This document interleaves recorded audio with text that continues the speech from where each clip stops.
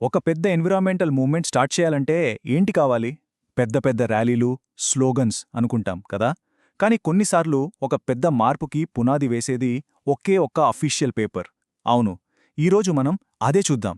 ఒక చిన్న డాక్యుమెంట్ ఒక గ్రహాన్నే ఎలా కదిలించబోతోందో. ఒకసారి ఆలోచించండి. ఒక రాష్ట్రం మొత్తం వేల మంది స్టూడెంట్స్ వాళ్ళందర్నీ ఒకే లక్ష్యం కోసం ఒకే చోటికి ఎలా తీసుకురాగలం? అందర్నీ ఒకే టైంలో ఒకే పని చేసేలా చేయటం అసలు సాధ్యమేనా? దీని వెనక ఎంత పెద్ద ప్లానింగ్ ఉండాలి? వింటే ఆశ్చర్యంగా ఉంటుంది, కానీ ఇంత పెద్ద ఉద్యమానికి పునాది వేసింది పెద్ద పెద్ద మీటింగ్స్ కాదు, గట్టిగట్టి స్లోగన్స్ కాదు, కేవలం ఒకే ఒక అఫీషియల్ డాక్యుమెంట్. అంతా మొదలైంది ఒక సైలెంట్ కానీ చాలా పవర్ఫుల్ ఆర్డర్తో. ఇదే మన కథలో hero. Andhra Pradesh school education department జారీ చేసిన ఈ అఫీషియల్ ఆర్డర్. చూడ్డానికి చాలా సింపుల్గా మామూలుగా కనిపిస్తున్న ఒక పెద్ద ఎన్విరాన్మెంటల్ ప్రోగ్రామ్కి ఇదే అసలైన బ్యాక్బోన్. సరే అయితే ఇంకా ఈ డాక్యుమెంట్ని డీకోడ్ చేసేద్దాం. అసలు దీని వెనుకున్న ప్లాన్ ఏంటి? పైకిది ఒక మామూలు పేపర్లా కనిపించినా నిజానికిది ఒక పక్కా యాక్షన్ ప్లాన్ అన్నమాట. అఫీషియల్గా దీన్ని ప్రొసీడింగ్స్ అని పిలుస్తారు. పదం కొంచెం టెక్నికల్గా అనిపించొచ్చు, కానీ మీనింగ్ చాలా సింపుల్. పై ఆఫీసర్ నుంచి కింద లెవెల్ వాళ్లకి వెళ్లే ఒక క్లియర్ రిటర్న్ ఆర్డర్, అంతే. ఒకసారి దీని మెయిన్ పాయింట్స్ చూద్దామా? ఇది ఇష్యూ చేసింది ఎవరంటే director of school education, Andhra Pradesh. దీని సబ్జెక్ట్ ఏంటంటే ట్రీ ప్లాంటేషన్ మరియు వాటర్ కన్జర్వేషన్ థీమ్ని కంటిన్యూ చేయడం. అయితే అసలు ఈ ఐడియాకి సోర్స్ ఎక్కడో తెలుసా? న్యూఢిల్లీలోని ఎన్సీఆర్టీ. సరే, ఢిల్లీలో వచ్చిన ఈ ఆర్డర్ ఎక్కడో మారుమూల ఉన్న ఒక స్కూల్ వరకు ఎలా వెళ్తుంది ఆలోచించండి. ఇది అచ్చం ఒక రిలే రేస్ లాంటిది.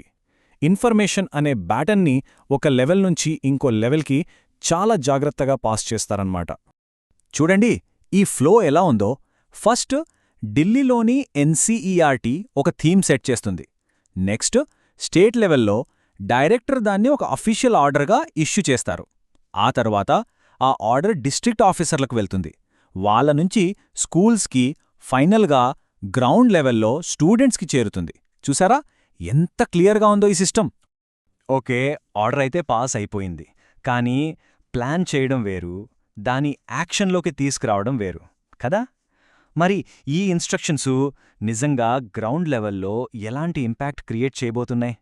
ఈ ఆర్డర్లో ఇచ్చిన ఇన్స్ట్రక్షన్స్ ఎంత క్లియర్గా ఉన్నాయో చూడండి. అనవసరమైన కన్ఫ్యూజన్ ఏమీ లేదు. Just 4 key points. ఫస్ట్, ఈ గైడ్లైన్స్ని అన్ని హైస్కూల్స్కి కమ్యూనికేట్ చేయాలి. సెకండ్, స్కూల్స్ ఈ యాక్టివిటీస్ని పక్కాగా కండక్ట్ చేసేలా చూసుకోవాలి. థర్డ్, స్టూడెంట్స్, టీచర్స్ యాక్టివ్గా పార్టిసిపేట్ చేసేలా ఎంకరేజ్ చేయాలి. అండ్ ఫైనలీ, ఈ ప్రోగ్రామ్ ఎలా జరుగుతుందో మానిటర్ చేయాలి. అంతే, ఈ 4 పనులే మొత్తం కార్యక్రమానికి బేస్.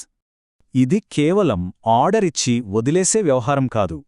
ప్రతి స్టెప్ని మోడర్న్ టెక్నాలజీతో ట్రాక్ చేస్తారు. చూడండి, అఫీషియల్ గైడ్లైన్స్ కోసం ఒక వెబ్సైట్ ఉంది, స్టూడెంట్ డేటా అప్లోడ్ చేయడానికి ఇంకో పోర్టల్ ఉంది, ఇక స్కూల్స్ వాళ్ళ రిపోర్ట్ సబ్మిట్ చేయడానికా ఏకంగా ఒక గూగుల్ ఫామ్ పెట్టారు. దీన్నే అంటారు అసలైన అకౌంటబిలిటీ. ఇక ఈ డాక్యుమెంట్ చివర్లో ఒకే ఒక్క లైన్ ఉంటుంది, కానీ అది చాలా పవర్ఫుల్. అమలులో ఎలాంటి తేడా వచ్చినా సీరియస్గా తీసుకుంటాం. ఇది జస్ట్ ఒక సజెషన్ కాదు, ఒక స్ట్రిక్ట్ వార్నింగ్. అంటే ఈ ప్రోగ్రామ్ని గవర్నమెంట్ ఎంత సీరియస్గా తీసుకుంటుందో ఈ ఒక్క లైన్ చాలు చెప్పడానికి. ఇది ఆఫీసర్స్ని ఎప్పుడూ అలర్ట్గా ఉంచుతుంది. సరే, ఇప్పటిదాకా మనం ఈ డాక్యుమెంట్లోని డీటెయిల్స్ అన్ని చూశాం. కానీ అసలు పాయింట్ ఏంటంటే ఇదంతా ఎందుకు ఇంత ఇంపార్టెంట్? ఇది జస్ట్ ఇంకో గవర్నమెంట్ పేపర్ మాత్రమే కాదని ఎలా చెప్పగలం? ఇక్కడే అసలు మ్యాటర్ ఉంది. చూడండి, ఒకవైపు పైకి చూస్తే ఇదొక ఫార్మల్, బ్యూరోక్రాటిక్ గవర్నమెంట్ ఆర్డర్ లాగా కనిపిస్తుంది. కాని మరోవైపు దీని అసలైన ఫంక్షన్ ఏంటంటే ఇది వేలాది మందిని ఒకే లక్ష్యం కోసం కదిలించే ఒక పవర్ఫుల్ టూల్. డ్రై లాంగ్వేజ్లా అనిపించినా ఇది పాజిటివ్ ఎన్వైరన్మెంటల్ యాక్షన్కి ఒక కెటలిస్ట్. టాప్ డౌన్ ఆర్డర్లా ఉన్నా ఇది కమ్యూనిటీ ఎంగేజ్మెంట్కి ఒక పర్ఫెక్ట్ బ్లూ ప్రింట్. సో దీన్ని బట్టి మనకు ఏమర్థమవుతోంది? గవర్నమెంట్ పాలసీలని జనానికి రియాలిటీగా మార్చే ఒక హిడెన్ మిషనరీ ఇది. మనకు కనిపించకుండా వెనక ఉండి పనిచేసే ఈ సైలెంట్ సిస్టమ్సే సమాజంలో పెద్ద పెద్ద మార్పులకు అసలైన ఇంజిన్లు. ఇదంతా మనల్ని ఒక ఇంట్రెస్టింగ్ ప్రశ్న దగ్గర ఆపుతుంది. ప్రపంచంలో మనం చూసే ఇలాంటి పెద్ద పెద్ద మార్పులు వెనుక ఇంకెన్ని ఇలాంటి చిన్న చిన్న డాక్యుమెంట్స్ ఉన్నాయో కదా. ఒక్క క్షణం ఆలోచించండి. బహుశా మన చుట్టూ ఉన్న ప్రపంచం ఇంకాస్త కొత్తగా కనిపించొచ్చు.